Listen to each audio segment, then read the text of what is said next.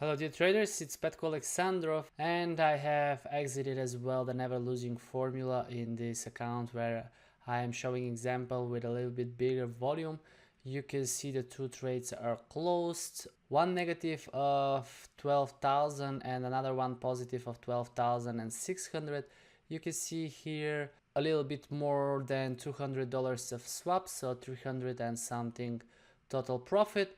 But one more time, here we are not profiting with the never losing formula. What we are doing is we are protecting the capital by having trades on the opposite direction in order to enter in the never losing formula and to exit actually with a profit even the price went higher and we were selling it, simply because the price went against the trend. Something that happens, and we need to use the formula in order to protect ourselves. Okay, so now I will remove this pending order, and what I will do now is I will drag the expert advisor again over the chart. It's actually right over here, and I will continue now. Let me just make it to go only short again.